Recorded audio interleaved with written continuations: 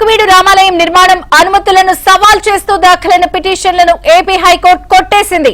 80 ఏళ్లుగా అక్కడ రామాలయం ఉన్నట్టు స్పష్టంగా అర్థమవుతోందని హైకోర్టు వ్యాఖ్యానించింది.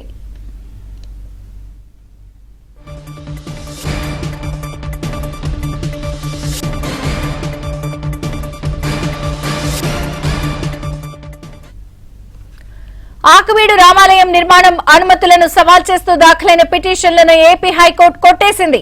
పూర్తి updates AP bureau chief Ramarao అందిస్తారు. రామారావు. విజయ్ చంద్రిక, ఆకువీడులో రామాలయం నిర్మాణానికి అధికారులు అనుమతులు సవాల్ చేస్తూ దాఖలైన పిటిషన్ ను ఈరోజు హైకోర్టు కొట్టివేసింది. రెవెన్యూ రికార్డులను పరిశీలిస్తే గత 80 సంవత్సరాలుగా అక్కడ రామాలయం ఉన్నట్టుగా స్పష్టంగా అర్థమవుతుంది అని కూడా హైకోర్టు వ్యాఖ్యానించింది.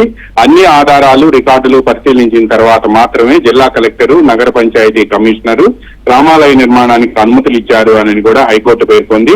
ఈ నేపథ్యంలో పిటిషన్ కొట్టివేస్తున్నాము అని కూడా స్పష్టం చేసింది.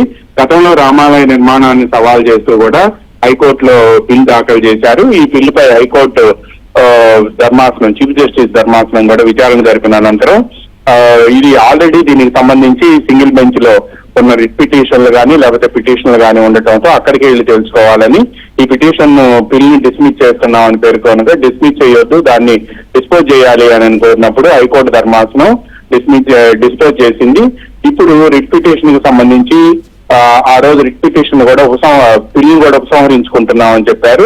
అదేవిధంగా రిట్ పిటిషన్ కు సంబంధించి కూడా ఈ రామాలయ నిర్మాణానికి సంబంధించి కూడా సింగిల్ బెంచ్ లో గతంలో ఉన్న రిట్ పిటిషన్ కూడా తాము ఉపసంహరించుకుంటాము అని చెప్పి తరపు న్యాయవాదులు ఉపసంహరించుకున్నారు. ఇప్పుడు మళ్ళా ఆలయ నిర్మాణానికి ఇచ్చిన అనుమతులను సవాల్ చేస్తూ అదేవిధంగా ప్లాన్ ను సవాల్ చేస్తూ కూడా రిట్ పిటిషన్ దాఖలు చేశారు.